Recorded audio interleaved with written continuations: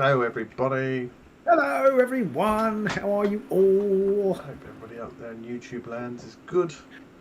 How are you, Pete? I've just about gotten over my. Well, I had the vax on Saturday. I've just got over that, I think, now. Just got over having the vax. Yeah. I had mine today. Fingers So I crossed. haven't begun to get over it. Feeling a little bit kind of tired, but that could just be normal life. That could just be a 40-something dad Yeah, with exactly. life happening. Yeah, it was definitely one of those things where I felt fine the first day. I had it on the Saturday.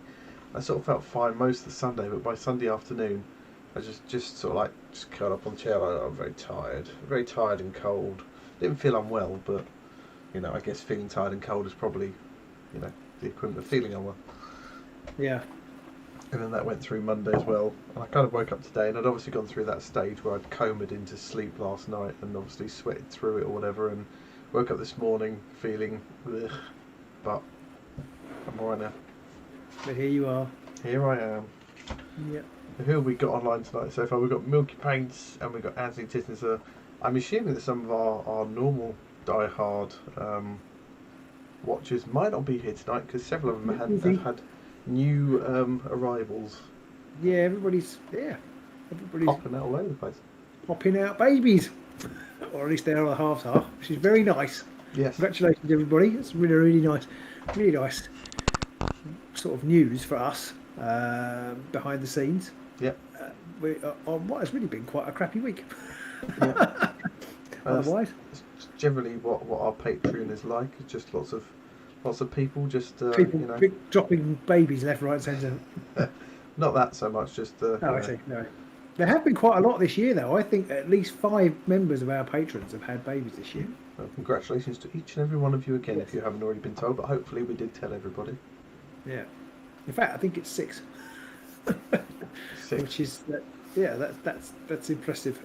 It's pretty good considering there's a group of about 20.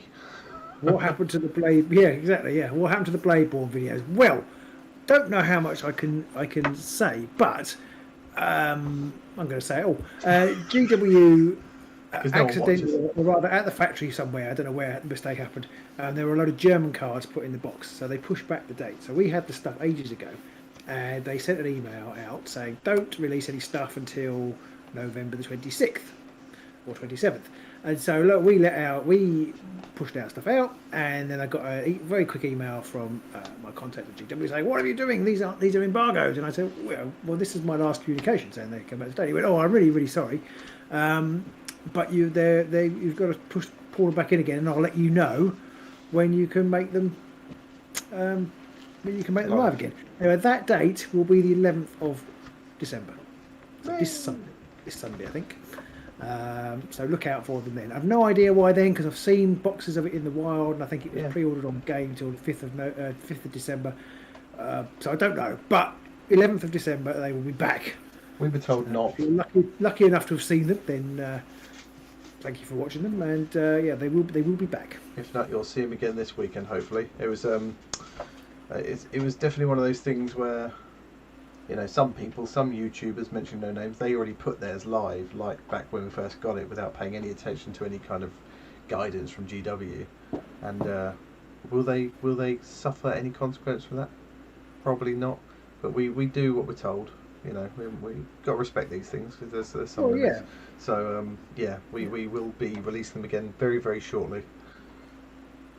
But can you buy it already though? I believe you can buy it, but I don't know. And it probably depends on the region as well. So maybe that's why. Maybe in the US it's not, so it's not out yet. But in the UK you can allegedly at least order it. But I haven't tried. We know not because we don't have to. We've already got to play Bladeborns online. Yeah, I'm sure there are, and I just don't know how that pans out with, because stores get copies and things as well, don't they? So I don't know how any of that works. We've been told the 11th, and we're going to stick to that. So the 11th, it will be here. So there we go. As a little bonus, there will be a third video then, because we did an unboxing and we did a game, and then last week we recorded our thoughts video, which I have also now got cut up and ready to go with the rest of them. Bladeborn was. No, I can't do that, Wolfman. Sorry, but Bladeborn is the Warcry Underworlds mashup. It kind of looks a bit like Underworld, plays a little bit like Warcry, but it's very much his own thing. Yeah, I mean, it does borrow heavily from the two, and we probably can't give away too much about it. But although all the rules are available online, you just go to the Age of Sigmar /Bladeborn website, and all the rules are there. I think if you Google Bladeborn, like the first entry that comes up is the GW website with the rules on it. So it definitely, it's definitely not been hard to find information out on it. No. Personally, I mean, I don't want to give too much away in our videos, but spoilers, really liked it. So, yeah, heartily recommend it. Yeah. I mean, I would recommend it too. If you can get a copy, I would definitely would. It's fun, it's quick, and actually, it's got surprising tactical depth. Yeah, and I know we're saying it's a mashup between Underworlds and Warcry. I think the only things it takes from Underworlds though is hexes and the warbands. I think the rest of it is nearly all Warcry. Yeah, there isn't really much else. Because there's no deck building. They could easily have made the game with the Warcry warbands. Yeah, they could have really. I don't think the models would have been as individualistic. No. Individualistic. Yeah, but it's fun. John Grant says Robin's sporting a fresh trim. I am. I got my haircut this week. I thought I'd do that because last year I didn't do it, and then I had a haircut booked just before Christmas, and of course everything locked down. So I thought I'm not going to not make that mistake again, because then I had to wait till April for my next haircut. So it was quite alarming. So I'm not making that mistake again. So I did go and get my haircut. That's hopefully preventing any sort of lockdown. Yeah, we can only hope. And soon you won't be able to tell which one of us is the one with the beard. Mine's got chopped far too short, and you seem to be letting yours grow. Well, it's just busy. Yeah, it's not too uncomfortable at the moment. It must just be another couple of days. It'll be too uncomfortable, and I'll have to get rid of it. That's if you can push past that. This itches like fuck stage, then you're into the golden lands where it doesn't bother you anymore. Yeah, no, it's not going to happen. One RNW says, sorry?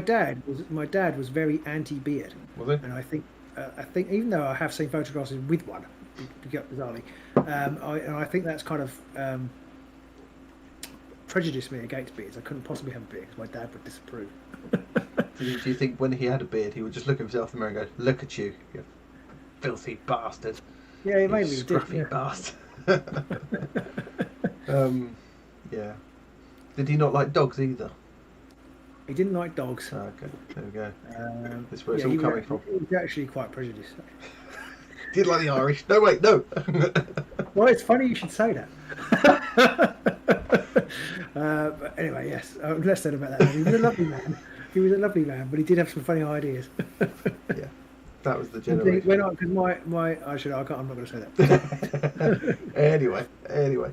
One RNW says that he'd like to get a copy of the Fire Team rules, cards and boards without paying full price because he's already got the models. I mean, yeah, I can see why that would be a bit of an annoyance. To be honest, I mean, the models you could probably sell quite easily and quickly, but the Marine, the thing I liked about it, I think the thing we both liked about it, Robin and I, was that you just had these spare models. It didn't matter what you painted them to, even if you collected Space Marines. Like you say, you probably already had the models, so you could just paint them in any kind of chapter you fancied, and yeah, it's quite a nice. That is quite a nice thing about Kill Team, actually. I know we're not talking about Kill Team this evening, but I quite like that. If you're building a Marine Kill Team, you can do the different bits of it, different fire teams, different colours. It's quite nice. Although I painted literally almost nothing this week. I put crazy busy. I put the starting coats of a red and a green onto some planes. Yeah, well, that's about it. That's pretty cool. I finished off my second Nurgle Blight King thingy. What? That's gonna focus in. Yeah. Not very well. It's a shame because it's painted like Golden Demon standard, but the camera doesn't really show it. That's a shame. And I've started the dry brush process on the next one. So that'll be getting a load of contrast painting. I have painted. I'm working on those Overdrive models, and having gone from being quite pleased with the yellow stripes that I was going to turn into hazard stripes, I then tried to add a brighter yellow over the top of it and completely screwed them up. No. So I'm now I'm not very happy. I'll try and rescue them. I think it's just one coat wasn't enough. I think it just needs more coats. But Yeah. and then I couldn't find the yellow that I wanted to use, and got very cross. Couldn't believe it. Couldn't believe it. I ordered a new one, and then remembered that I bought it out here when I was trying to use the airbrush. Actually, it's just sitting out here. Paga. Yeah, after I'd ordered it. Still, you know, I mean, it was inevitable. Once I got the airbrush up and running, I was going to end up with two sets of paints, one in here and one in the house. Yeah. just a foregone conclusion. Really, I just didn't tell my wife that. Mr. Morph said something which I think we actually came to the conclusion of in our video, our thoughts about Bladeborn, which was that he thought it looked okay, but he'd be interested if there was some support for the older warbands like Gitz and Skaven. I think if they brought out support for older warbands, it would be the game. It would be awesome. Yeah, that would be good. I would like to see that. I suspect we won't see it, but it would be good if we did. You never know. So I guess we might do future editions of Bladeborn, maybe. Yeah, maybe we get season 2 or something. There's two issues of Blitzball. Yeah. There's been multiple issues of the Space Marine Adventures, or whatever they're called. Space Marine. Different formats. What is it called? I can't remember what it's called. The one where we played. It must be here somewhere. I've forgotten what it's called. Yeah, Space Marine Adventures one. Doomsday. No, yeah, that one. Yeah. Doomsday. Yeah. Somebody asked a question, which is, what do we think of the rumours about the next Kill Team box having Eldar Corsairs? I think a new Eldar in Kill Team is going to happen. I mean, they've been waiting for about 2 decades. Well, exactly. I think, and especially looking at some of these calendar bits and pieces. I haven't seen very many of them, but the consensus seems to be that they're all Eldar. If they bring out some new Eldar, the least they could do is bring out some kill teams in Eldar which use Strike and Scorpion models, because they are the aspect which is all about infiltrating ahead and all this kind of crap. So you think if they're going to do anybody, it would be them and Rangers, right? Rangers, yeah. Milky says he'd be in for new Eldar. I'm quite looking forward to painting the Eldar planes that I don't own when I get them. But I'm going to paint some other planes first. I had a realisation about painting things in that I think I like Nurgle and Skaven because you can paint them very dirtily. You don't have to be very neat with them. You can just splash paint all over it, and it doesn't matter what is that splodder. It could be blood, it could be mud or feces. It doesn't really matter. You know, it's Nurgle or it's Skaven. They're just filthy. Mud or feces. Yeah. So the favourite parent game. Yeah. Chocolate or poo. Chocolate or poo. Which reminds me of a story once. The mother-in-law came over when my oldest was my youngest, when he was only maybe 2 or 3, and there was a smear of chocolate on the floor. I knew it was chocolate because I don't live in a pigsty and I don't live in my own filth. But there was a smear of chocolate on the floor, and the mother-in-law comes. She goes, "What's that on the floor? Is it poo?" Like, thank you for telling me what you think of my house. That I just walk around with shit smeared on every surface. Anyway. I have a story. It's similar, except it wasn't chocolate. Because that's what my house is like. Smear. Oh, I've made a terrible mistake. It's not quite as bad that. When my son was about 4, he did that thing. You know when children go quiet, and you think, oh, that's nice, they've gone quiet, and then they stay quiet for a little bit longer, and you think, hang on a minute, something has gone wrong because they're too quiet. And I went upstairs, and he was potty training, so he must have been a bit younger than 4 actually. And yes, 12. He basically had done a poo, but just carried on playing. And he was playing with his trains and was just everywhere. Luckily, I have no sense of smell, so it was easier for me to clear up. But it was, that was every parent's got one. One of my most interesting parenting moments. Yeah, every parent's got one of those stories. Yeah. How do you compare Bladeborn to Fireteam, and which do you think is the better game? I kind of do cover that, I think. Yeah. I think they are almost... I haven't played either of them enough to comment which is better. I think they're almost exactly the same game. I think that Bladeborn is probably a little bit simpler, tactically, maybe, or it is with the 2 warbands in the box. But they're both really good fun. Yeah, I think I liked... Because in Fireteam, the way you score, the way you have objectives is a bit different. You hold all 3 objectives and you reveal them. so your objectives will be different to your opponents. Yeah. And there could be the chance of a slight imbalance there between the objectives you end up with in the warband you have versus your opponent. But that's probably the same with Bladeborn, to be honest. Fighting does feel slightly more tactical, but that's just based on the two warbands out of the box for me. I mean, they might be slightly different when you're playing someone else. Yeah, I like the reserve rule in Bladeborn. It's quite cool. Yeah. It doesn't exist, I don't think, in Fighting. No, there isn't like that. They both have very similar. One of them to introduce new games into the hobby. I think honestly, it depends on whether you think they're going to be sci-fi gamers or fantasy gamers. Yeah. Really, I think I would pick it on the aesthetic that you think people will like most or be most interesting. So if it's like a shop club situation, then 40k tends to be the bigger draw, doesn't it? So I think I'd be tempted to suggest a fire team. Yeah, but although I think Bladeborn is slightly more accessible than Fire Team. Also, Bladeborn has slightly fewer models to paint, so if you're looking for something like that, and slightly more interesting models to paint, because the Fire Team is just here's 12 Necrons or 10 Necrons and some Scarab Swarms or whatever. Yeah, I mean that has its flip side, doesn't it? Because I wouldn't have said, particularly the Godsworn Hunt, I wouldn't have said a beginner's models. True, yeah. So, whereas the Space Marine and the Necrons are pretty easy to paint. I guess in that respect, the contract paints and look okay. Yeah, I guess in that respect, Fire Team is probably the slightly easier game to play because you only have like about 1 or 2 stat cards to actually have to look between for the most part. So, yeah, possibly Fire Team. But overall, I think, like you say, it comes down to aesthetic. If the person you want to get more into it is more interested in Lord of the Rings or Star Wars or whatever, Simpler the better, because the people I'm looking forward to introduce have very little prior experience. Then I don't know. I actually think in some ways, Fire Team, although tactically the decisions you have to make are a little bit more difficult. I think in some ways it's easier because Bladeborn still has that rolling the what they called ability dice at the beginning. That's a good point. And then picking what attacks you're going to use, and it's got the icon, which is sometimes a little bit too difficult to decipher. Yeah. So although we know how it works, it's quite simple and it feels simple. I kind of wonder whether Fire Team actually is a bit more intuitive if you've never done it.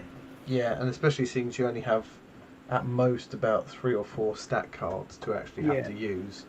I think the Necrons have 3, don't they? Because they have the 2 different types of gun, and then they have the Scarab or whatever. Yeah. So I think I might be leaning towards Fire Team. Yeah, I think you're right there. Yeah. And it's probably more. I don't know if you're looking for a platform into the bigger games. It's probably because really Bladeborn only lends itself to Warcry. It doesn't give you any insight into Age of Sigmar.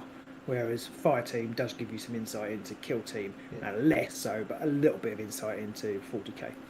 Yeah, I mean, it does have very, very similar stat profiles with Kill Team. Almost too similar, because if you then go on to play Kill Team, having played a lot of Fire Team, you're going to sit there and go, I can do this thing. Oh, no, wait, that's the wrong game, but the stat looks almost identical. Yeah, that may be an issue. So there you go. So, thank you for asking that question. And thank you for appreciating our answer. Not very often we can say that. Dave Henderson, how's the weather with us? It's pretty miserable. It's not actually too awful. We haven't had snow here. We had hailstones earlier, but the storm hasn't been too horrendous for us. How about you, Pete? Over here. Yeah. Just blowing, chucking cold down with rain. In the studio.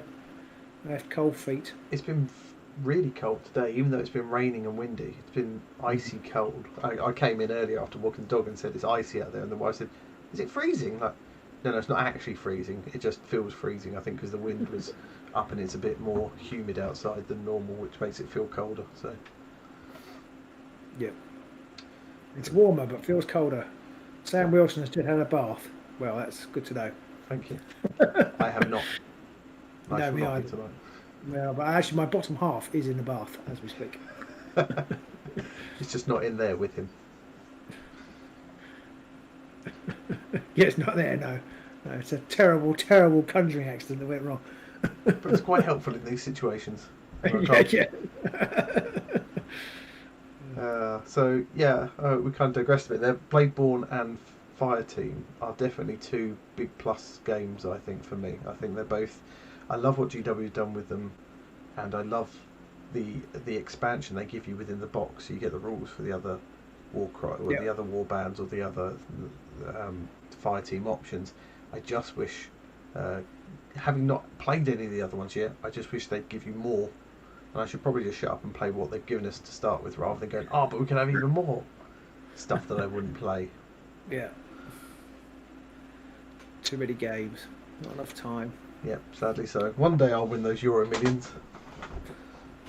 And I'll pay someone else to play all the games for me and just sit there wistful. Yeah. I mean, Bladeborne does have some connection with what we're talking about tonight, in the sense that it has a slightly different dice mechanic to most Games Workshop games. Yeah. But it does have... Sorry, we just asked, there are campaign options with Bladeborne too. They both have campaign options. Yeah. I think Bladeborne is probably slightly better, but they do both have. It's because Bladeborne has the rule where you can get bonuses or things that keep working until you win a game.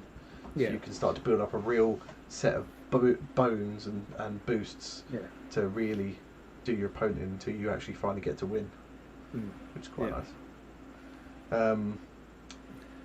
Yes, sorry, what were we talking about? Sorry, so the dice, because it has a different mechanic. There's very few games, I think there are no other Games Workshop games other than Warcry which enable you to pair up your similar dice rolls like Warcry and Bladeborne do. So if you roll lots of 4s, then that's potentially a good thing.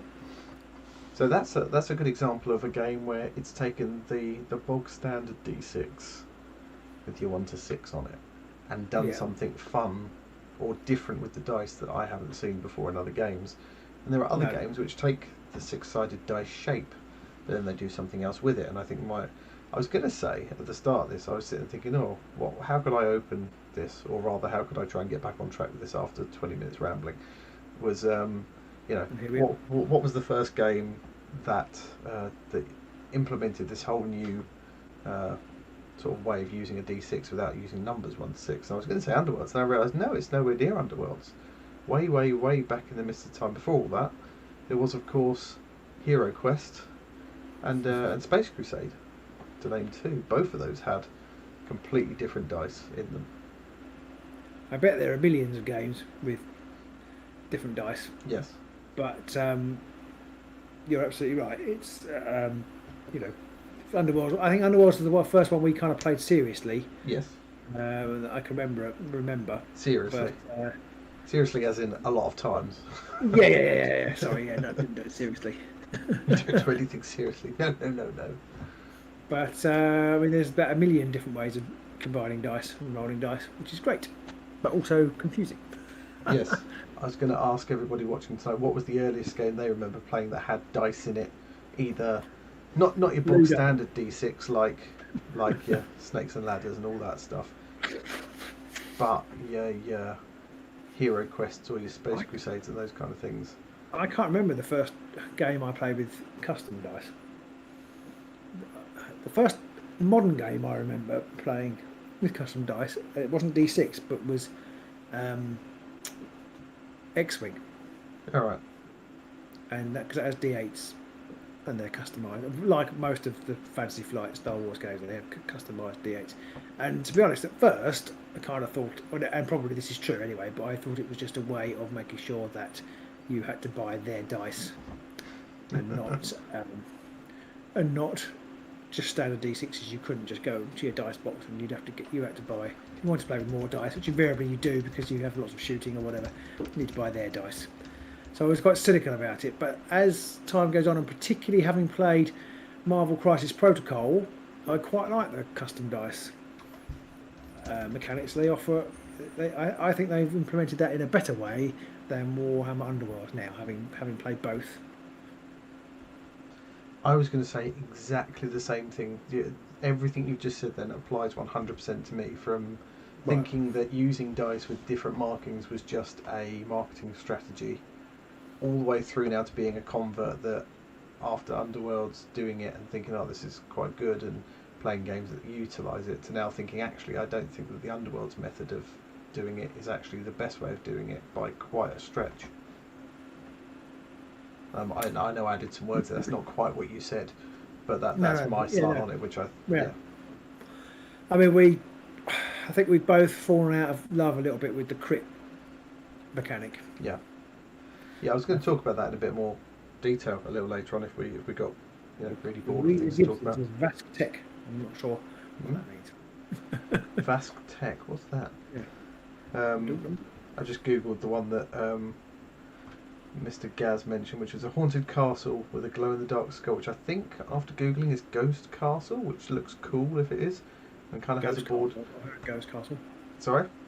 I've not heard of Ghost Castle. No, neither have I. It looks quite funky though.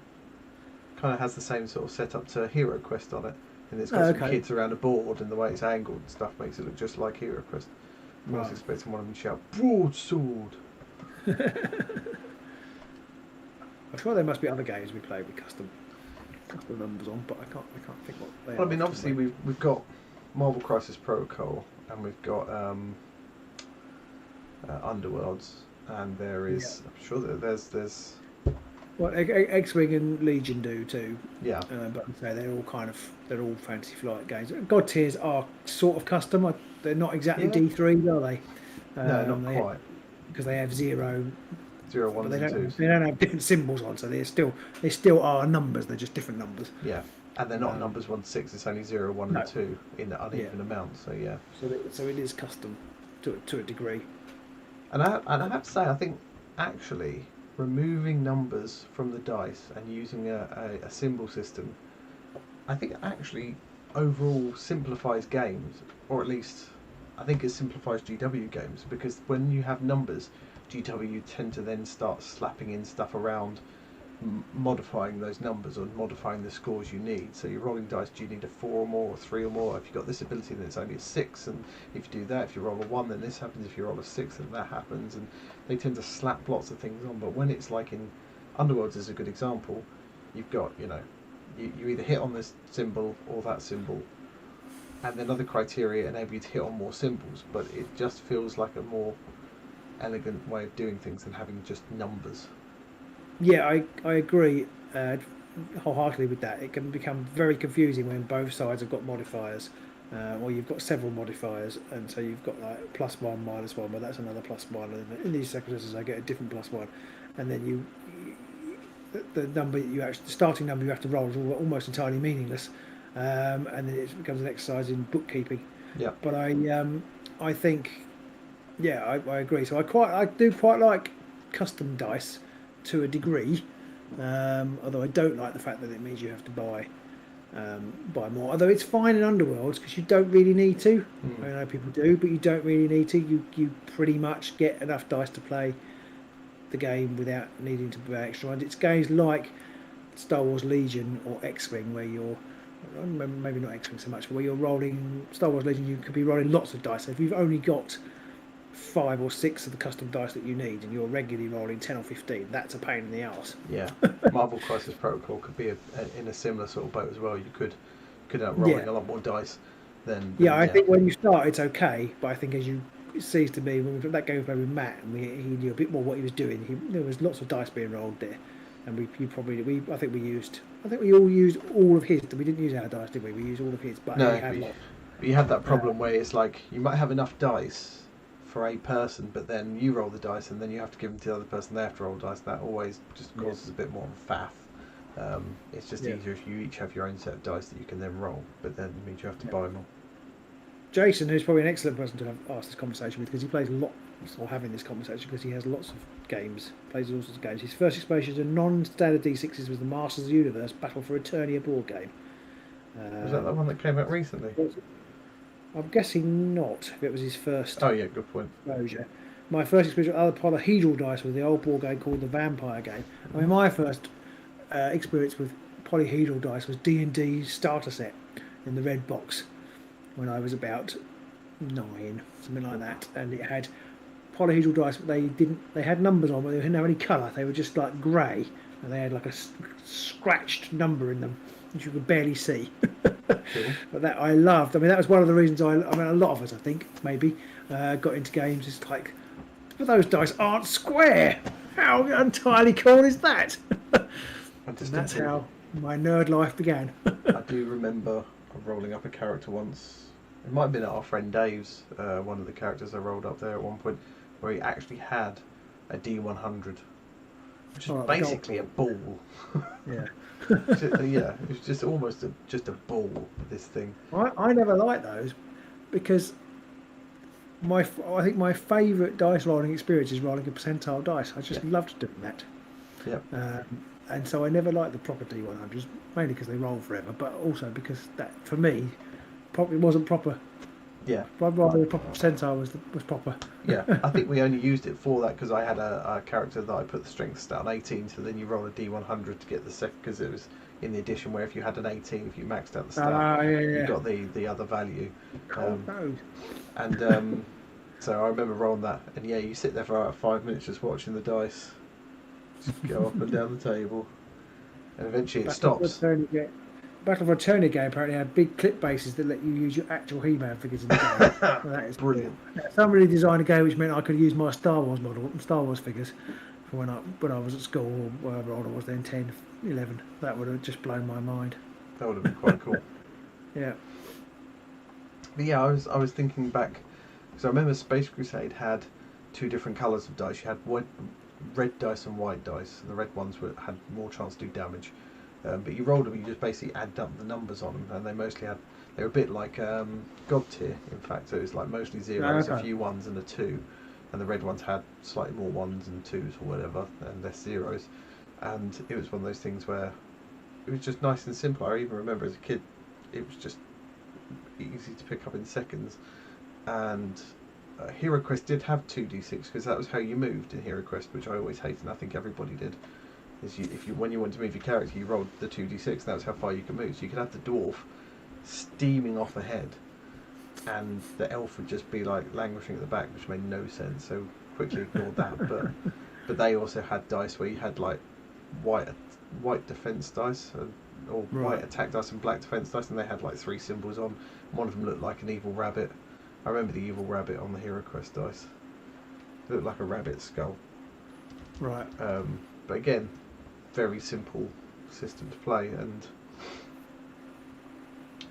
I remember getting Middle Earth role playing. I got one of the first box role playing games I bought, and that came with 2 D10.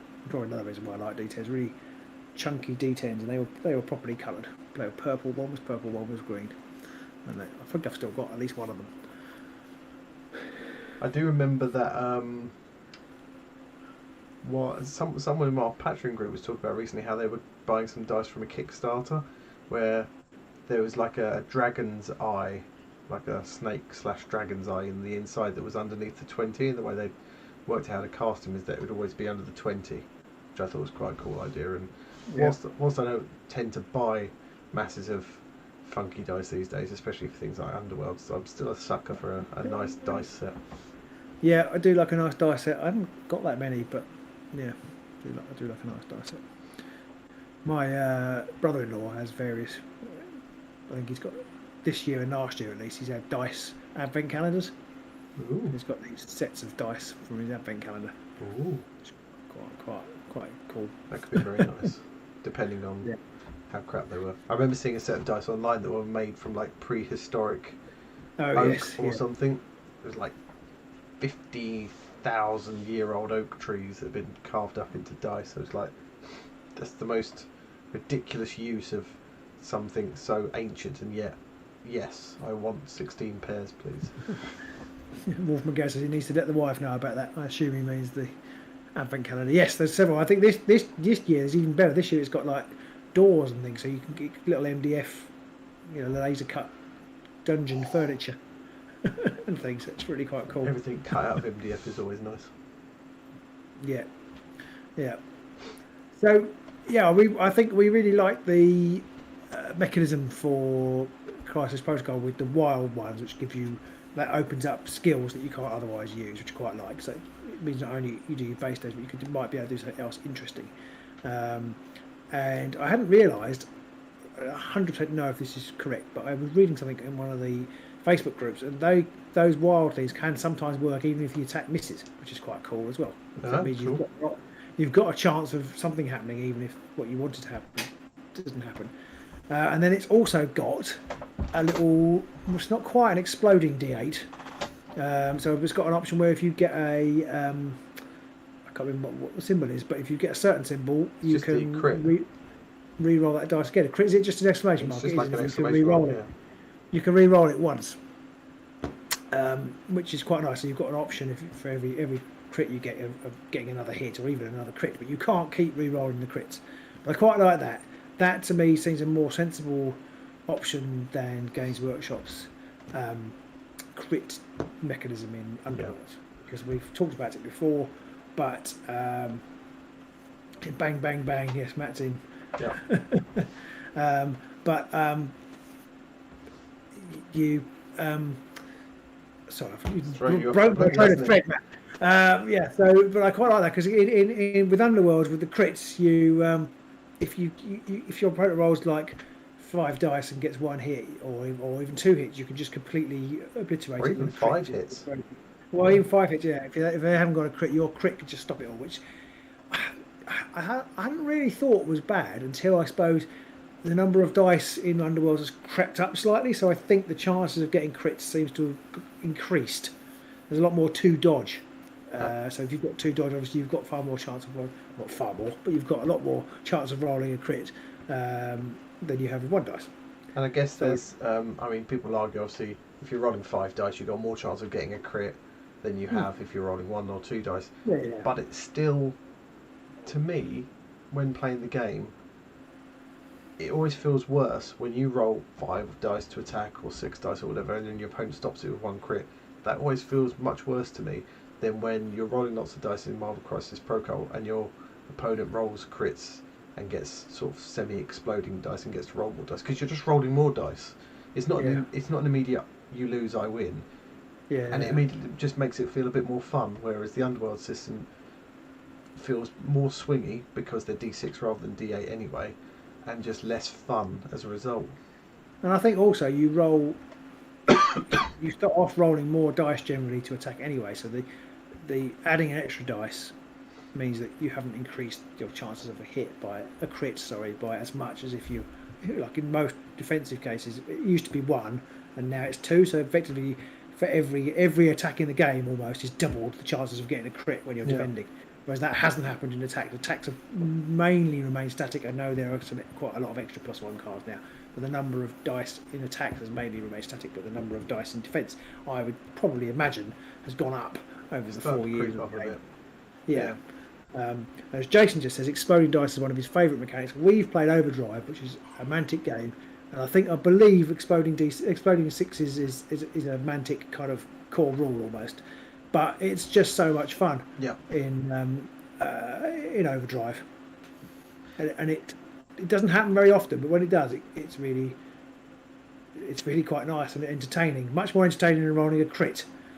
This is the thing where I'm sure somebody could go away, a very clever person could go away and crunch all the numbers and say statistically rolling this set of dice in Underworlds versus rolling this set of dice in Overdrive or Marvel Crisis Protocol has exactly the same statistical outcome. You know, it might be exactly the same chance of these things happening, but it's the fun aspect. And for me, when you sit there and your opponent rolls 1 crit to offset your 5 dice attack that you've ploughed everything into or whatever to try and get, that's inherently so much less fun for me than in Marvel Crisis Protocol or Overdrive, where you roll 3 dice and you get 6, and you roll that one again, you get another 6, you roll that and you get another 6, and you roll that and you get another 6. It doesn't matter if you're on, for me, if I'm on the losing end, watching your opponent roll 4 6s in a row is just silly and it's fun. Yeah, and it makes everybody feel good about it, whereas a crit can be a negative player experience in the wrong time. Whereas I don't think, or maybe it's level of seriousness, but I feel like it doesn't. It's never going to feel bad, because like you say, it's good fun watching somebody roll those 6s and keep rolling them. And then also you've got the fact that actually most of the time they won't.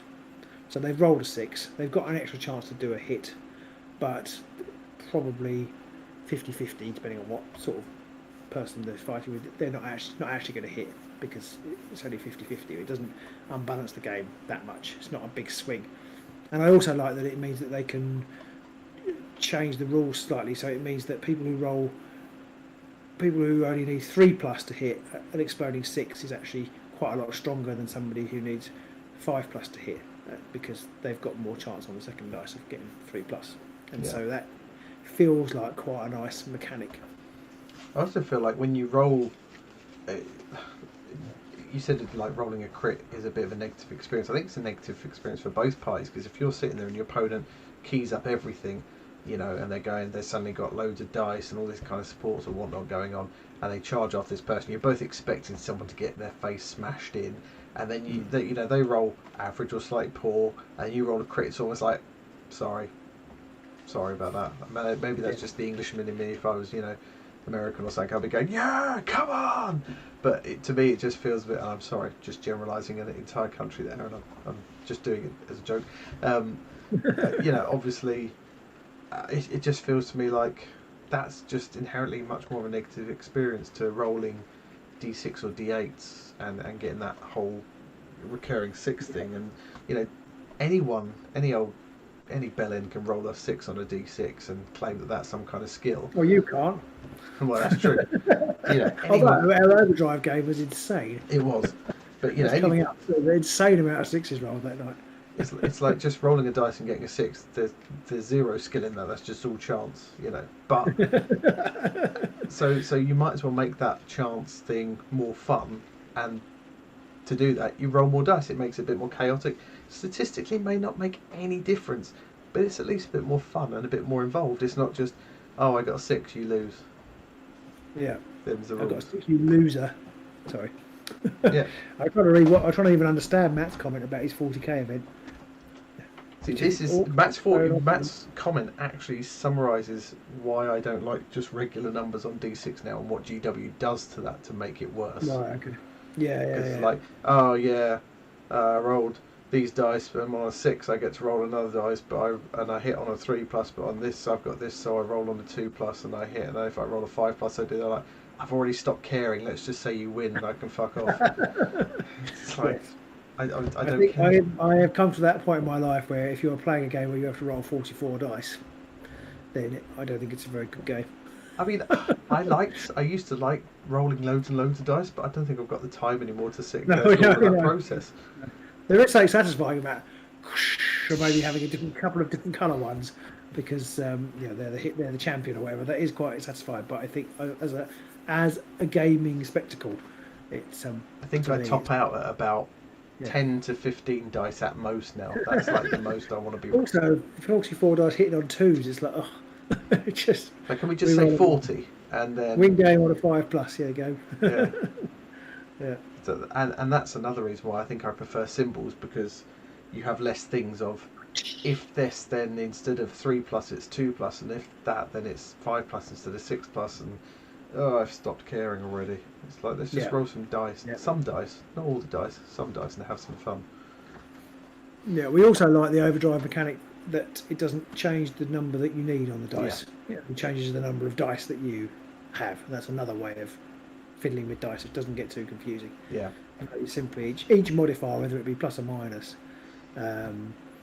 just does away with the dice, which is quite nice. You're not forever trying to track what score you need to roll. You always need the same score. You just roll more dice or less dice. We don't necessarily need the same score because it's based on your stats, isn't it? But yeah, well, sorry, but whenever you're using your agility, yeah, it's always the same. Or whenever you're using your combat skill, you're always looking for the same number.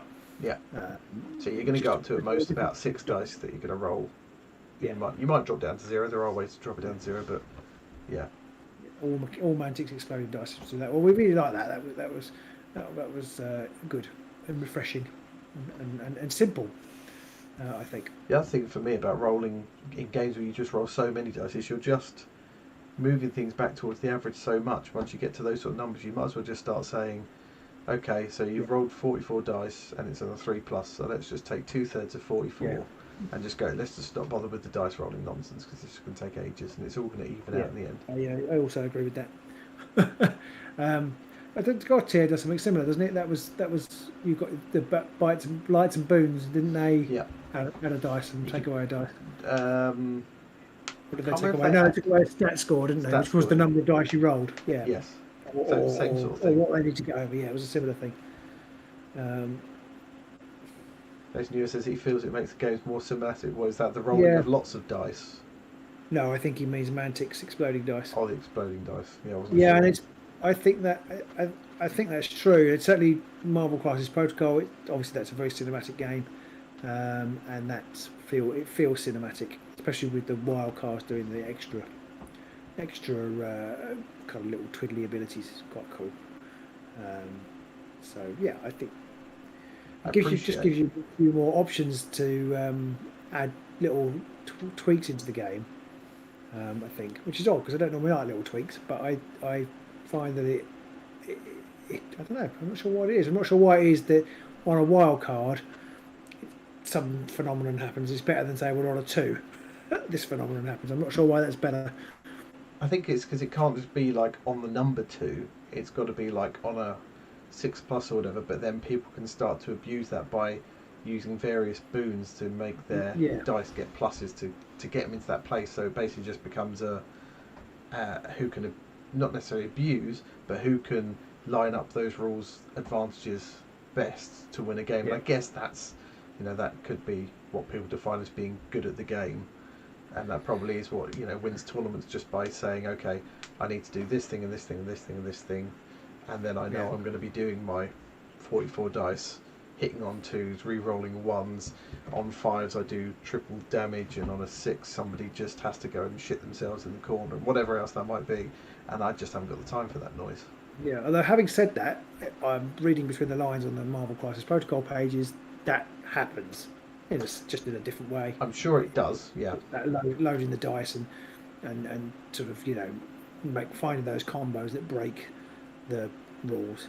So I think it does happen either way. I think these complex systems, we talked about this before, but these complex systems with lots of moving parts, there's always going to be a way to exploit how the parts interlocked in whichever system, if you're so inclined, and if you're competitive and you want to go to events and win them, then you're always going to be able to do that, I think. Absolutely, but I think it's at least doing it the other way with symbols feels like it would be easier for me to follow what's going on than when it's just numbers. Maybe, you might be right. Adding numbers to dice, whereas the other way is like in Underworlds with like the assist function. It's like you also hit on this symbol. That's easier than having to, for me, on my tired brain, going from like, oh, is this a 4+? No, I get +1 because of this, so there are 3 pluses, and going that way around. You end up losing the will to live, don't you? I've even found that during Underworld. So, like sometimes at tournaments, it's just like, oh well, just get on with it. Just tell me what you rolled. I'm sure people are watching this and thinking, what is wrong with these old weirdos if they can't? Well, yeah, I think it is age. Yeah. My son, he's big into Pokemon at the moment, and he's been going to Pokemon Club, and they've been talking about meta decks, and he printed one out and sleeved it all up, and played me the other day, and it was literally just that. Just him going, oh, now I can draw this, and I can play that, and I can add this, and I can do that, and I'm like, okay, can I have a go yet? No, not yet. Now I've got to do this, and I've got to do that, and I go, okay, well, just tell me when it's over. And then it was my turn. Like, oh, well, I'm going to play this Pokemon, and I'm going to put this energy on it, and I can't do anything else. And then he'd have a go, and it would be like another 10 minutes later. I'd be, okay, oh, now I'm dead. There's a meme going around I saw of that, which is somebody saying, oh, do you want to learn how to play this game? Yeah, okay. All right, I'm going to play this card. Now, this card means I can do this, then I can do this, I can do that, I can do this. Yeah, and the other person then going... That's what it was like. And then the other person saying, is it my turn? Now they go, your turn? You've already lost. Yeah. Yeah. Right. That is what it was like. I should say to you, don't play this like this at Pokemon Club, do you? Because I don't think anybody will want to play. But I guess if they're all doing it, I suppose it's probably all right. I guess, yeah. And this is the thing that clearly separates us old, miserable, just out for having a bit of fun weirdos from the more determined younger,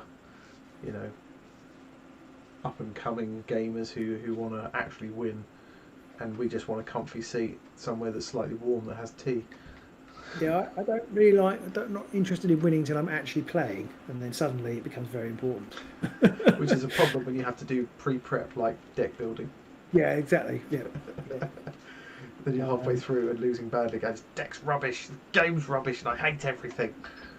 I hate everything and everyone, and I particularly hate you. If you tell me to move that microphone again, I'm going to smash you in the face.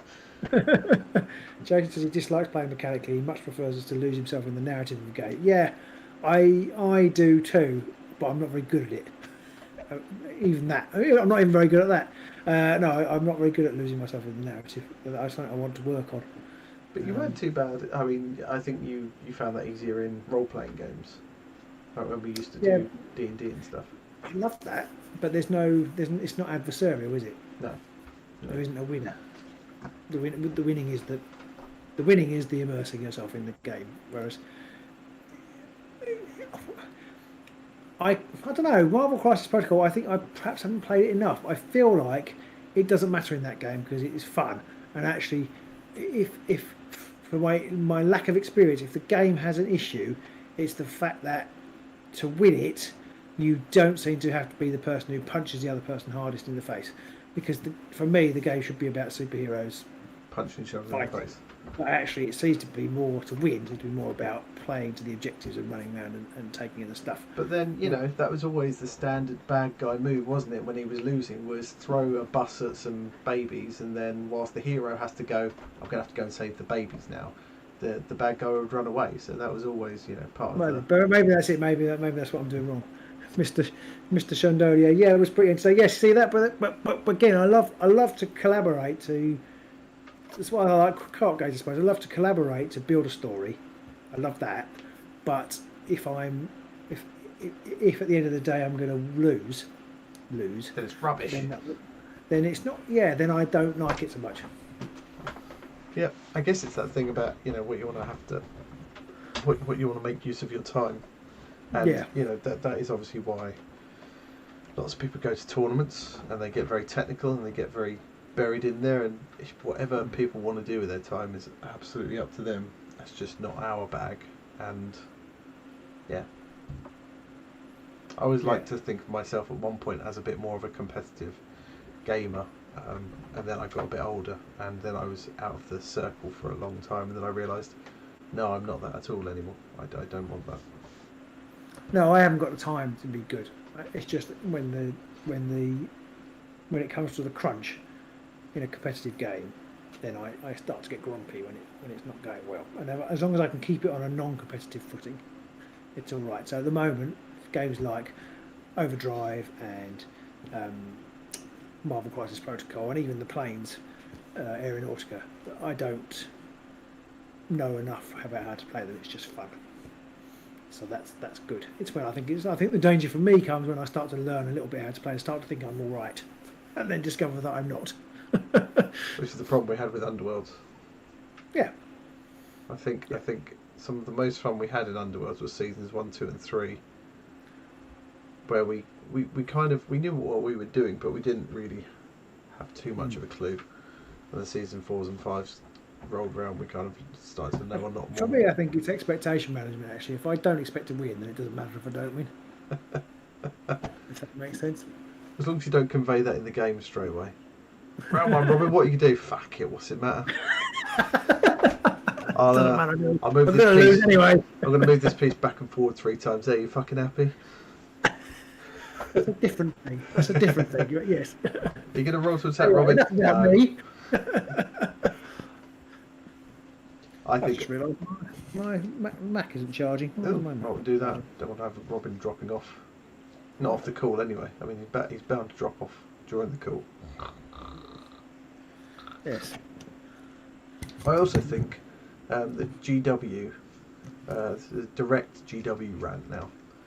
They've done games that utilise symbols, and that's worked okay. But it needs a little bit of work, and maybe they need to look at some of their competitors to see how best to steal some of those ideas. But the other thing that I think GW needs to do is to get out of the D6 hole that they have buried themselves in for the last 4 decades almost. Yeah. Now, there's other dice out there, guys. There's other dice. And they did sort of approach that a bit with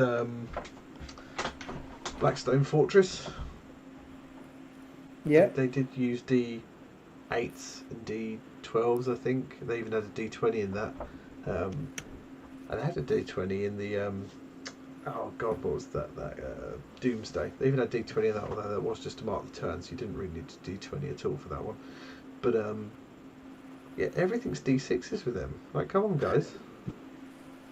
You could be so much more than a D6 machine. Yes. I think my charger's bust. It might not be. I'll have to go in and check with the other charger. I've got two. This one is the one that I just relegated to the studio because the other one, because it was starting to go fray. So I think it's proper bust now. Starting to fizz. Yeah. You've not just not turned it on at the mains or anything. Well, that's what I'm looking at. It appears to be on. I'm thinking maybe I could change the plugs, but then other things that I'm using are plugged in, so I don't want to unplug them. Yeah. Suddenly no camera. Yeah. Well, the cameras have got a battery, so it'd be alright for a little bit. Well, true, but I don't think anybody needs to see me try and fix the plugs because I've got 75% It should be alright for the cool at least. Yeah. Yeah, it just I just feel like whilst GW do some very clever stuff with their dice, I think the war cry system of determining, you know, who goes first by rolling all those dice and then getting your abilities based off of the doubles and the triples and the quadruples and stuff, which I really like. I wish they'd do more with that kind of thing. I just feel like overall they're like, how do we get D6 to fit this game? Or how do we get this mechanic to use a D6? Like, don't use a D6. Use a D8 or something else. I have mixed feelings on that. I don't mind, I think, because I feel like, you know, like Mantic have their exploding sixes as their thing. And I know using D6s is a bit less of a thing, but I kind of feel like you kind of know where you are with a GW game. You know you're going to need D6s. So I don't mind it that much, but I do feel like you say, they're bigger games. When you're rolling absolute fistfuls of D6s, well, that's quite satisfying. Like you say, you might as well just say, actually, we're going to go with the statistical, you know, outcome here. So if you hit on 2/3 of the numbers of the dice, you just take out 2/3, or you hit with 2/3 of things. I know obviously there's still some nice about the luck, and it is a variable game, but so I'm not sure I 100% agree with you there. I don't feel like they have to move away from using D6s, but I do think they ought to think about how they use their D6s in a different way. I think constant modifier tinkering is not satisfying. Yeah, I'm not saying they need to drop D6s completely either, because there's a familiar ground to be with some D6 in your hand, but I just feel like some games they could go to something else, especially like Underworlds, which has such a limited selection of dice. They could have made it more interesting, like Marvel Crisis Protocol have done with their dice, and the fact you've got all the different symbols and they can do different things. Can you imagine the hoo-ha if they change it now? I mean, maybe that's what it needs. Maybe it just needs something to really alter it. Well, enough that they changed the setup for Pete. He now wants different dice. I think because we've played other things, we've played Marvel Crisis Protocol, we've played other things that do it different. I've just realised actually Underworld's dice system isn't actually that good. We are basically just the blokes in that meme looking over our shoulder at the We are. other dice, aren't we? We are gaming sluts. This is new and shiny. We haven't done this. This is better. Yeah, which I think is probably a very typical thing for us men. Which go, something different. Gamers, I think, always looking for something new. Yeah. Even if it doesn't turn out to be better. No, that's true. I mean, like Kill Team.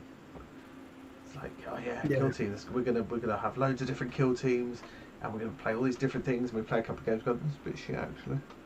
it's too complicated. I wouldn't go as far as say it was shit, but it's just too complicated for my tiny brain. Yeah, it was definitely that. But the problem is, you go too far the other way, you get too simple, and you end up with like Warcry, and then we're sitting there going, it's not very complicated, is it?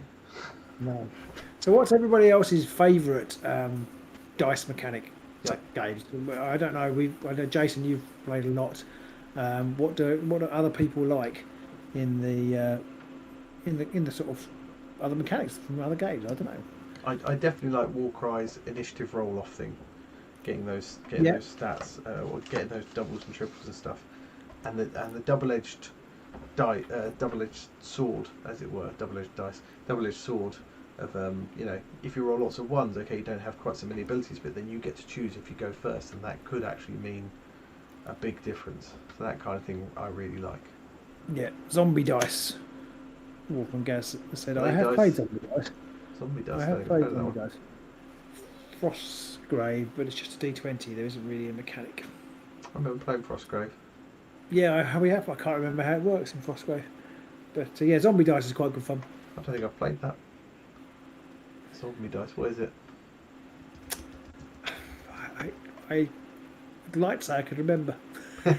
I know it was good fun. But I can't remember I if can't I do. quite remember how. I can't quite remember how it works. I think it's got a push your luck element, a bit like bang the dice game where you shoot people. I think it's got you can re-roll things, but if you get certain dice come heads up, it's bad.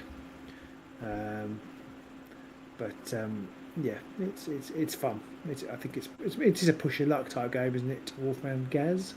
I can't remember what version of the game it is, but there's one of these sushi games that has loads of dice in it, which I call Sushi Roll. It might be. Sushi Roll, yeah, Sushi Roll. That's good. I like that. That's just got lots of different types of dice, different symbols on them and stuff. The dice, it doesn't really matter. You only roll the dice once and then you don't do anything with them. So it's not like most board games, but I just liked that element of it. It was just slightly different. You pick dice there, don't you? So you get to pick one at a time. So it's quite nice. That's quite a nice thing. So a lucky roll is lucky for all of you potentially. Yeah, which is nice. I think I prefer. I'm trying to work out on balance whether I prefer rolling off against somebody else or not. They both have their benefits. So in Underworlds, obviously, or in most games, really, you have obviously opposed rolls. And it's whoever gets the most successes, which has, you know, the upside of that is obviously whatever's going on, you feel involved. You're taking part in it, so it keeps the action going. But on the other side of that, you have the problem of everything's 2 sets of dice rolls, not just one, which slows things down. Whereas in Warcry, it's just a case, I'm going to attack you, roll some dice, you take 6 wounds, job done. It's quick. I quite like that, but it always feels a bit kind of like there's literally nothing I can do. I just have to stand and watch while you decimate me. Frostgrave does use a competitive roll mechanic, which is different from the usual difficulty number mechanic. I don't know if you can quickly summarise how Frostgrave works, because I've forgotten. It was many years ago. Yeah, I do remember it being quite cool, but I've forgotten how it works. Possibly around this time, like 4 years ago or something like that. Yeah, it probably was. Yeah. I distinctly remember playing it in your dining room. Yes. Well, before even the garage, I'm going to try and swap the plugs over because my power is draining. Wow. Dum, dum, dum, dum. I don't know whether this is going to make any difference at all. It did not. It did not. Well, it's already 10:30, so... Yeah. Okay. Well, I'm all right for now. We'll just keep talking. But I have lost 14% in the time since I've been. Turn your screen brightness down. Oh yes. Okay. Ooh. Turn your Bluetooth off. Don't kill the Wi-Fi. Actually, only now. I don't know how. What the? I'll turn the screen brightness down. There we go. Don't turn it off. Yeah. Turn it off, and I couldn't see what the percentage was at. So it's powering the mic as well. Jason said he also likes dice upgrade mechanics, so you start with a D6, but then you roll, if you're a 6, the dice turns into a D8 and stuff like that. I've played a few games like that, but I quite like that idea of increasing that range of rolling. I like that. Yep. Of course, that was the thing you'd always get in D&D. You start off with your short sword with a D4, and then you'd pick up a scimitar, which would be D6, and then later on you'd pick up a bastard sword, which would be D8, and then later on you'd pick up a great sword, they'd be doing D10. And they'd all manage to roll a fucking 1, but you know, at least you had a bigger dice to throw before you got that 1. Yeah, so Matt says in Frostgrave, you target a fighter, you both roll a d20 and add your fight or shoot depending on the attack. The highest number wins. When the winning dice roll then subtracts an armor value, and that's the damage dealt. Yes, I remember that now. Yeah, I don't mind that kind of thing, but there is an inherent problem with. I'm sure we noticed. I can't remember if it was that or a similar game, but you had an issue where it's like, well, because your fighter is so good and my fighter is so bad, I'm only going to hit you if I get a really high roll. But if I get a really high roll, I'm probably going to kill you. So it's like, your fighter's so much better than me. So if I do get him, I'm probably going to kill him outright rather than just scratching him. Mm. I guess I maybe think I that makes remember sense. that now. Yeah. It's getting that fine balance between having to roll lots and lots of dice, having Kill Team version 1 dice rolls, which was god awful, and Kill Team version 2 dice rolls, which actually works really nicely. Yeah.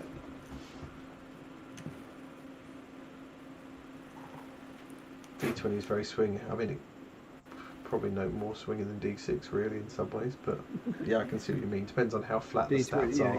Yeah, D20 is. It does be swingy. Yeah. It's nothing more fun though than when you get to that really, really important point in a role-playing game and you're just going to try that Hail Mary backstab on the enemy before they get going, and then you roll that 20 and then the DM's going, shit. Just killed the big bad guy with one dice roll. That was not what I had in my plans. Frostgrave is all about having terrible wizards causing themselves headaches trying to cast magic. Yeah. I did like and dislike the fact that Frostgrave was basically, you know, a wizard and its henchman, because everybody was a wizard and their henchman.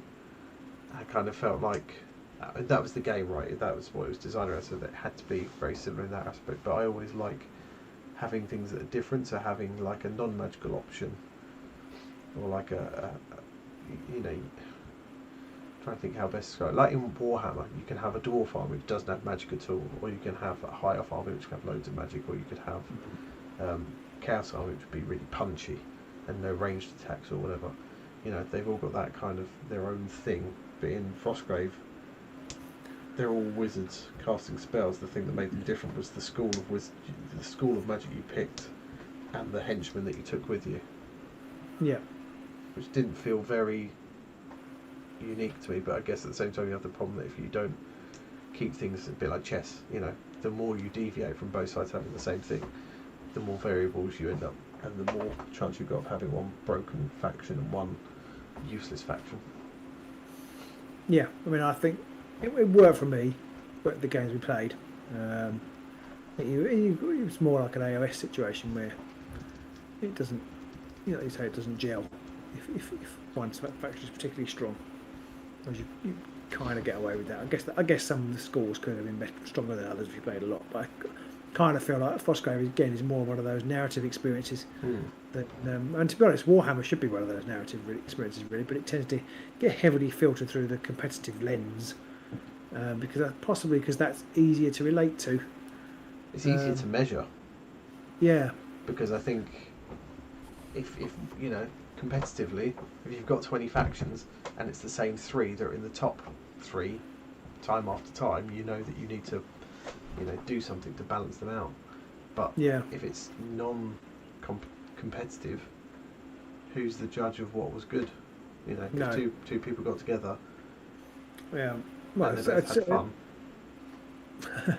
That's my theory of what's wrong with the way English is taught in primary schools as well. It's all been deconstructed so that you can measure whether the person knows what a verb is or whether they know what an adverb is. Yeah. And they've taken, because it's entirely measurable. Yeah. But they've taken out any of the creativity out of it because that's entirely subjective. Somebody. It turns out to be shit. My son said something to it. My son, my youngest, who's 9, used I can't remember what he was talking about, but he used a word I'd never heard of before. And it was to describe a type of word, like noun and verb, but obviously it wasn't noun and verb, it was something else. I can't remember what it was he'd said. Right. I just remember he said it, I thought, I'm going to have to Google that. I haven't got a clue what you're talking about. Once I Googled it, I was like, oh right, okay, I see what he's talking about. Oh, it means the. Basically.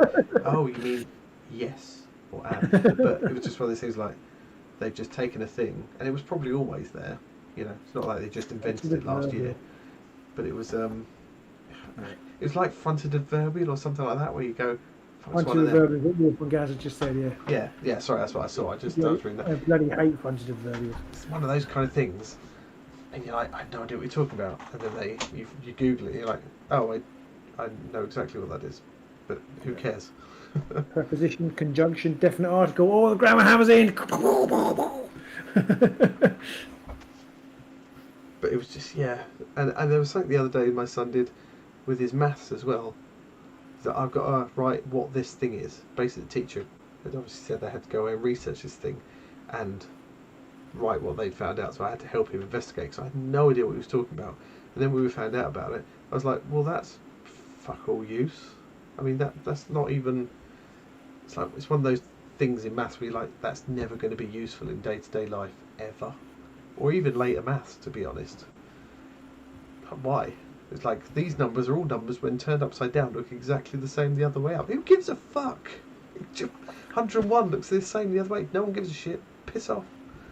It's not useful, ever. Useful when doing puzzles at Christmas. That's about the only time, yeah. Arguably, that's more important than day-to-day life. Algebra, not algebra. Geometry, learning the angles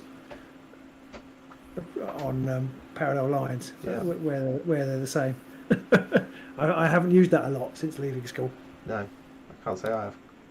Quadratic equations and simultaneous equations and all that. Well, they are useful, but depending on what you do, they're not useful. They're not useful when you're cooking the dinner. No. For 90% of people, easily, none of that ever factors into their lives ever. No. This is true. Palindrome Pete. Yeah, but it wasn't a palindrome either. Your name to Pete Tep rather Rethet. than Peter. But it wasn't even a palindrome because it was numbers. It was like, but it wasn't numbers terms. So it was like a number that is made up of that you get by adding up all of its. I can't remember what the fuck. Like 6 is one because it's 3, 2, and 1 added up makes 6. Perfect number. Perfect number or something like that. Like, hooray! No one gives a shit. It's never going to be useful. I know what this number is. It's perfect. Don't give a fuck, mate. How much change do I owe you? I think you just have if you find that sort of being interesting, that means you have a maths brain. I think Probably. that's what that's useful for. Finding out if you have a maths brain. I find that sort of thing interesting. It's a bit like they'll just sort of go through the class and go, all right, kids, did you know that this is a perfect number, this? And all the kids will go, they go, right, you're taking further maths? You're taking further maths? Basically. You should probably go to English or drama. We'll work out which one. You're more a sociology major. Yeah. We have a book called The Number Devil in our house, which is fantastic if you like that sort of thing. If you don't, it's terrible. I don't mind it personally. I can find those things sort of interesting, but I just don't see why they bother teaching it at school. Because it's like Fibonacci sequence. We use that all the time at work, utterly pointlessly, but we use that at work all the time. Yeah. To see how many coffees you need to get next. But I feel like, getting back to dice, unfortunately, I feel like maybe games that need to employ more of a multiplying thing as well. I don't think I've played any games where you multiply numbers together. I wonder if that would be good. Apart from City of Zombies.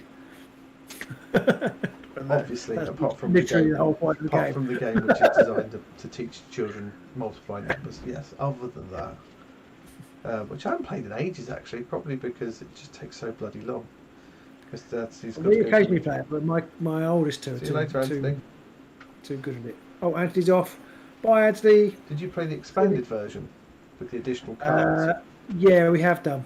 Went up to like 144 or whatever it was. Yeah, we had 216, I think, is the highest, isn't there? But yeah, I have played that with the D12. But we tend not to play with the D12 because that ruins it. Anyway, we're kind of going off on rather at a tangent.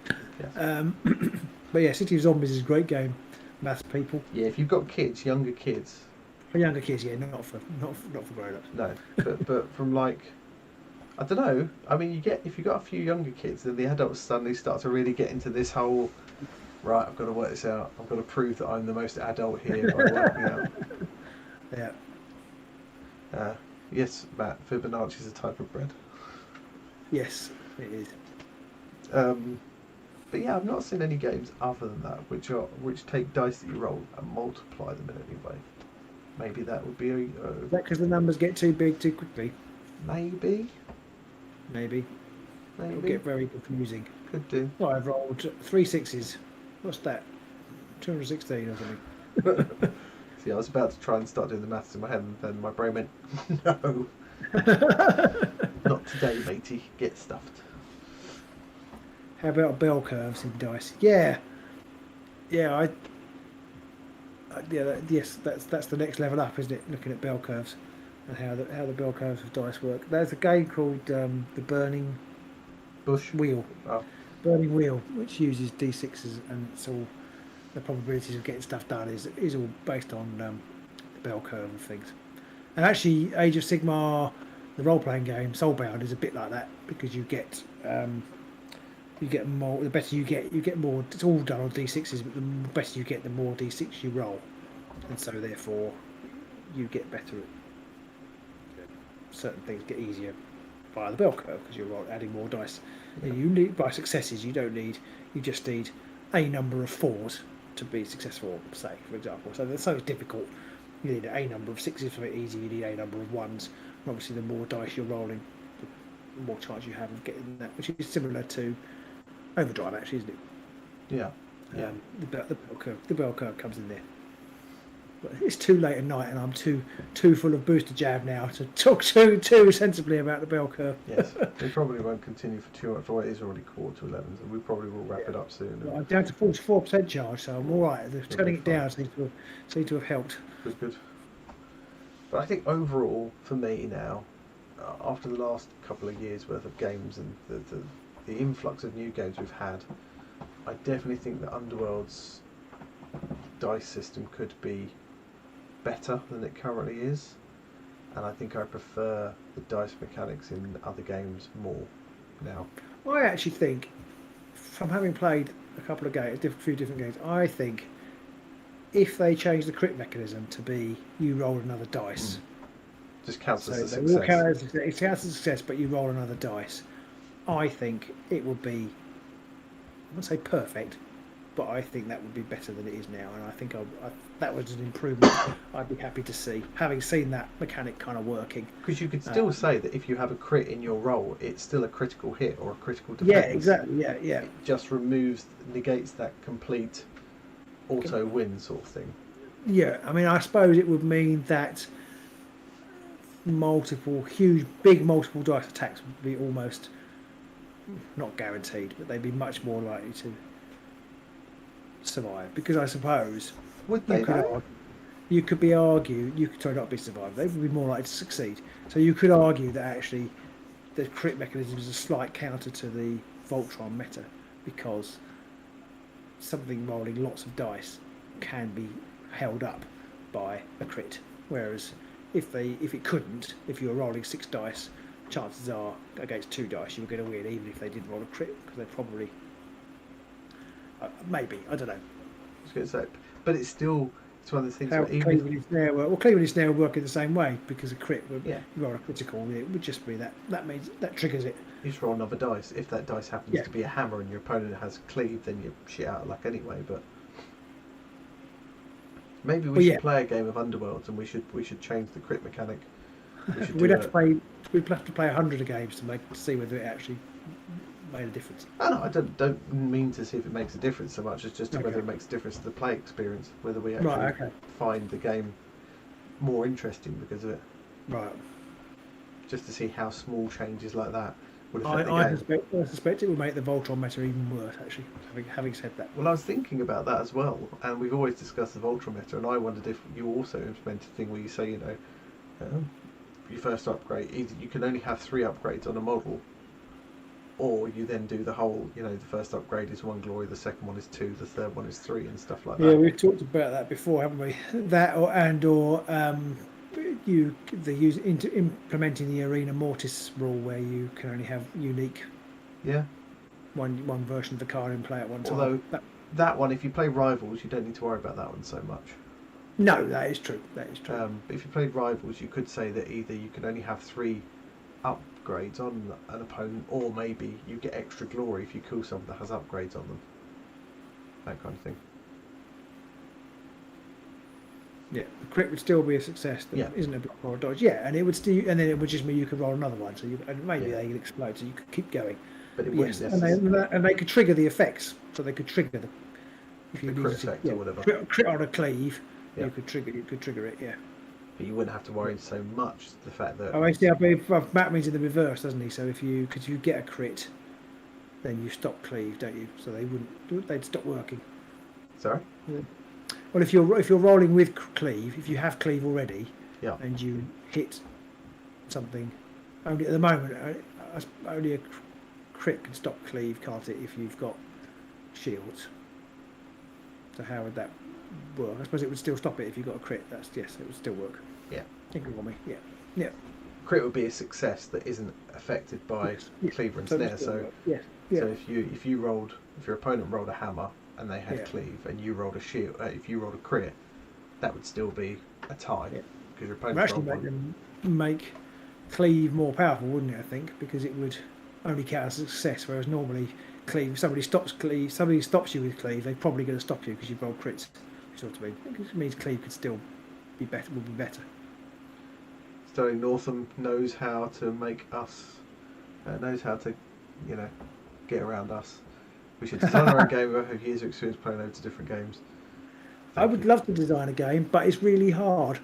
So for all our criticising and saying that GW should do it a certain way, it's really difficult. I don't know if I've got the energy to create my own game, but I wouldn't mind tinkering with some of the Underworld's rules and doing things. Apparently, is the first step of game design is to take a game that you know well and change it slightly. True. Apparently, it's like the first step down the path. I feel like it might be a bit obvious though if we do it by just changing one thing. We've come up with a new game called Overworlds. You don't publish that game, but that teaches you how games work. Yeah. But I feel like there might be possibly some legs in us doing a few Underworlds games where we just say, we're going to play Underworlds, but in this game, crits are going to be exploding. This is the rules change we're making. Maybe. And we could do like various mashups. We could call that over Underworld, Underdrive. Underworld. I mean, Overworld. Underworld, Overworld, Wandering Free. Those kind of things. We could maybe say, okay, for our Underworlds games from now, we're going to play with these rules in place. So, you can't have more than 3 upgrades on a fighter, or you can't do this, or an Underworld's fan edit, Underwhelmed. Yeah, we could call them the Underwhelmed series of games. But maybe just tinker with some of the stats like that, and see what people think. Jason would be down for that. So we've got at least one person who'd be interested. Well, maybe that would be for January. There we go. I was thinking we need to find some sort of fresh impetus in January. So maybe that'll be it. Well, we have about 50 trillion other games we want to play, but this is true. Yeah, Womble World. Also, the other problem we'd have is we'd sit there and we go, we're going to play with these new rules in Underworlds. We can do this, and this role means we can do this instead. And we get like 3 turns into it and then realise we've completely forgotten those new rules. Yeah. I've got a crit, I win to your 16 successes. There'll be people in the comments going, didn't you just say at the start of your video? Fuck. Whilst that is true, we forget the actual rules anyway, so it's probably neither here nor there. True. That is very true. Yeah. Yeah, I don't know what it is about Underworlds. I mean, on paper, it has all of the stuff going for it. And with Rivals now being a way of playing without deck building, that's just should be another tick in the box. But there's just something, I don't know what it is. I think it's the previous season that's done it in for me. I think everybody's suffering from Underworld's fatigue, or rather lack of being able to play it, and kind of a lack. The scene seems to have dropped right off. I don't know whether that's just because I'm not quite so in it, but there doesn't seem to be.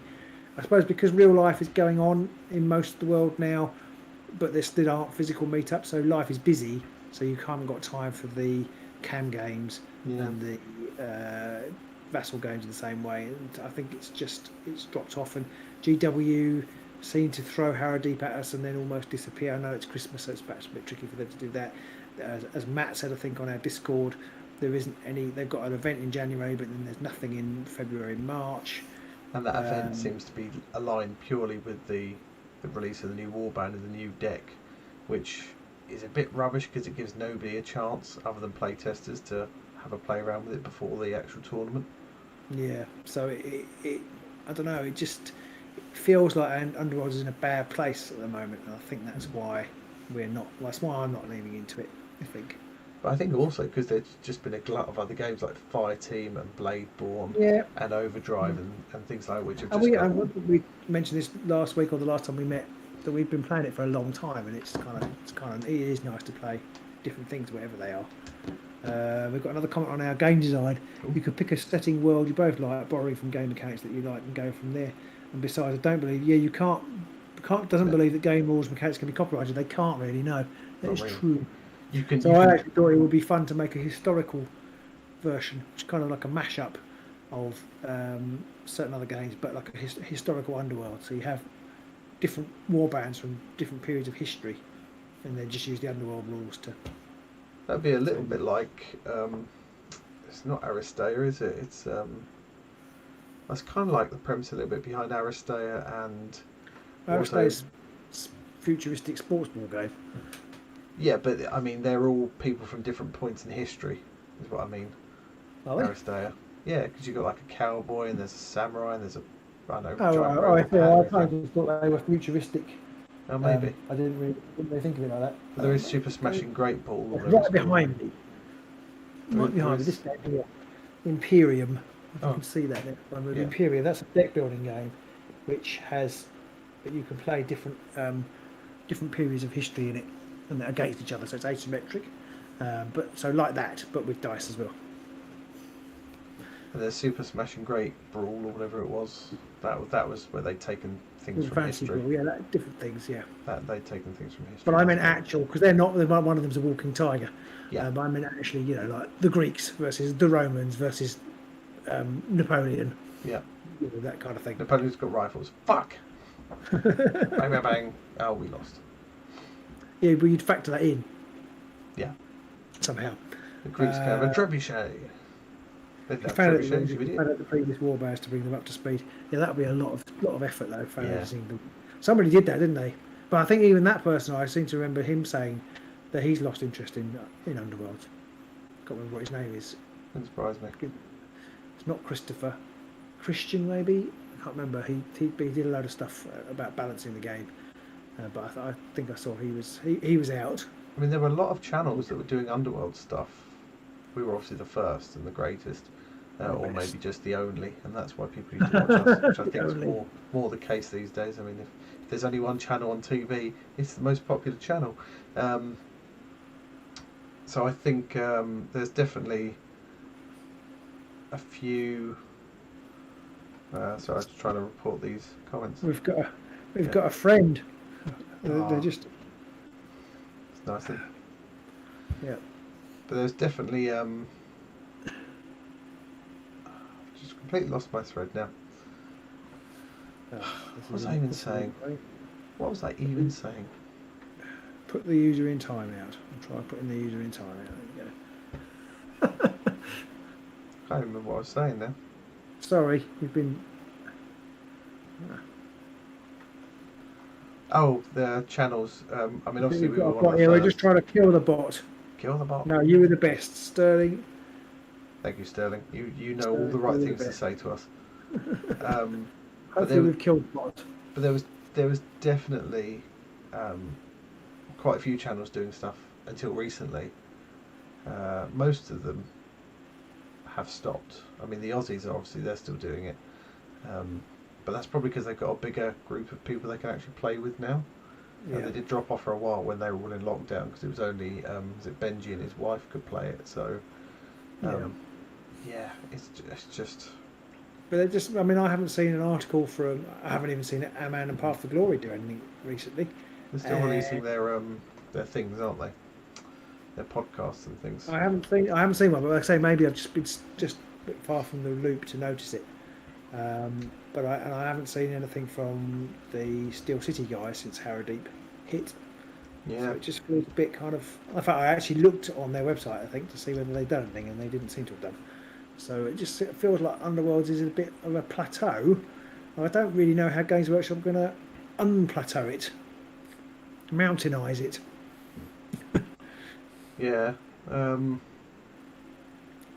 know So what they can do I hope really. they've got plans to, rather than just let it fade away. I think they did a game. They've recorded some games which I think were on TTS, Path to Glory that is, back in November. They did a few in November, and they did some stuff around the decks for the Cunning Crew and a few things like that. But it doesn't appear to be masses. No, life is busy. That's Didn't feel like one of them got married or was getting married or something. Yes, like I believe they did. Yeah. Matt thinks they're going to let it fade away. I think you're right, Matt. I think they're just kind of just stopping. They're just sort of unplugging it and just letting it die a death. GW, tell Underworlds about the rabbits. As someone I remember seeing on one of the forums, they said, "Oh, I think they're going to basically just let Underworlds die, and then they're going to do a 40k version of it." And I was sort of thinking, "Be nice," but at the same time, they've already got things that already kind of fit that, like the kill team and fire team stuff. So I feel like they would have. I think they could do that. I mean, I think that will come back into our. It needs a massive reboot. Yeah. I feel like this half-hearted reboot hasn't worked. I think they haven't been helped by the pandemic, obviously. Yeah. I kind of feel like you've still got people who want to use the old stuff, but you've got people who don't want to commit because they can't get the old stuff. But at the same time, people who've got the old stuff, they don't want to commit because they want to keep buying this stuff because you can only use so much of it, but you can't quite use the old stuff in the same way anymore. So Rivals, almost by pushing Rivals in their tournament or what have you, almost feels like on the one hand it's good because it's bringing in new people, but on the other hand, because there's no decent way to play with the old warbands in Rivals, I think it's bad because people are like, well, I can't use, you're pushing Rivals, your tournament's Rivals, and I can't use these guys anymore that I like using because the available decks are rubbish. Yeah. So I kind of feel like it's not quite hitting the right thing for either side. They need to say yes, it's fully supportive of the old ones, or no, it's not, and we're not going to support it at all. That's what I think. That's my bombshell for 2 minutes after finishing time. I definitely think they just need to, whatever they got to do, they got to stick their colours to the mast, and they just got to tell people what's happening. Because I think one of the biggest killers right now is that nobody really knows what they're doing, at least officially. There's lots of rumours, and some of those rumours are from people that are meant to be very accurate with their rumours. They're obviously got someone who's a direct connection on the inside who's feeding them information or whatever. But until they make that stuff public knowledge, it's not out there properly, and nobody's going to want to commit. No, and I think the article which talked about what they were going to do has left people very confused. This new extra core set, I think, has left people thinking, well, what does that mean? Yeah. And bizarrely, I know we talked about this before, bizarrely, after such a hot, compressed release schedule, it's almost like, here's Harrowdeep, and you're not having anything else. Door slam shut. Goodbye. Yeah. So, I don't know. All the other Warhammer channels were into the math hammer and forgot the reason we all started was to have fun. That's why you two are so good, because you haven't. Well done, gentlemen. Oh, thank you, Sterling. That's fantastic. Sterling, best commenter of the evening, I feel. Yeah. Even better than Naked HD XY. Well, hopefully you'll keep hopefully you'll keep enjoying us in the other stuff that we play. Yeah. Bringing our rather silly and kind of not quite playing it properly to the games we want to play, because we do want to play all sorts of things, and I don't know, there's so many games out there. Why stick with one company? Why stick with one game? So that's it's just a case of finding the time and the motivation to keep going. Exactly. Comments like that actually keep us going. Exactly. I reckon I can go for at least another week now. I've had that one. Type that one up. That one will keep me going for a while. So thank you. It's like I'm not even here. Sorry, Matt. I did love your rendition of Deadpool. Yes. And your Deadpool comment about Deadpool breaking the fourth wall almost within the chat. And the Frostgrave information, to be fair. Yes, but you didn't massage our readers. No. You've got to. Yeah, so that's You've got to rub in all the right places, Matt. Yeah. 22. Yeah. Right, So- Pete, it is 4 minutes past 11. I have 18% charge left. I'm going to have to think of an alternative for next week. We're going to say good night and goodbye. Well, you've got another charger in the house, haven't you? Well, I have. That means I've got to bring it out. I can plug it in and all that kind of. I'm hoping that it's not the charging port that's gone. I shouldn't think so, No, well, I wouldn't have thought so either. because it's But a yeah, Mac port, so it'll be the charger. I think it's almost certain the charger. To be honest, I'm amazed it lasted as long as it did. It's so frayed. Well, yeah, because it's one of those things. This one, this Mac is fairly old. It's only got a charging port on one side, and it pretty much wherever I used it wasn't the side that the plug was, so it was like bent round on itself. Yeah, yeah. But annoyingly, when they did the new version of the Macs, they got rid of the MacLeod plug thing completely, and I really hated that, because now I have to plug an actual thing in, and I can use it on either side, but now I have to actually plug it in, rather than being able to use the magnet thing, which I used to love, because a number of times I would get up whilst it was plugged in, not realising it would just pop off and it'd be fine, no damage. It is a genius bit of engineering, which they've obviously decided isn't worth having. No, So- exactly. Never mind. And Sterling Norton was just pointing out one more thing. We're all here for the likes. Come on, people. Yes, hit that like. Yes. Yeah, I've liked me. To be fair, we've only got 14 people watching and 10 True. likes, so that's a pretty good average. God bless you all for joining us. And I don't know whether our bot is still trying to hammer on the door, those 14. But yes, thank you everybody for joining us. I know it's a busy time of year. Christmas is coming. We are probably back next week, are we, Pete? And then not the week after, I think. I think so. I think Is- next yeah, week so might be we'll the do a last big- week till New Year. Christmas issue, maybe, where we talk about what we want for Christmas, and you can tell us what you want for Christmas, and then, you know, we'll go from there. Yes. What games we're looking forward to, and what we want to play in 2022, all that kind of shebang. Like that. I think we need to have a look back on 2021 and what we're hoping for 2022. Remember that time we didn't go out a lot? Yeah, I remember that too. Yeah. That was great. Where did you go? Most of the living room. Oh yeah. Spent a lot of time in the kitchen. I built a studio though. Anyway, we'll save that for next week. So thank you all for joining us this evening. You've all been lovely, especially Sterling. Yes. Yeah. And Checks in the post, Sterling. yeah. And we shall see you all soon. Do stay safe out there. And Yeah. see you Cheers, in the not cheers, too guys. distant future.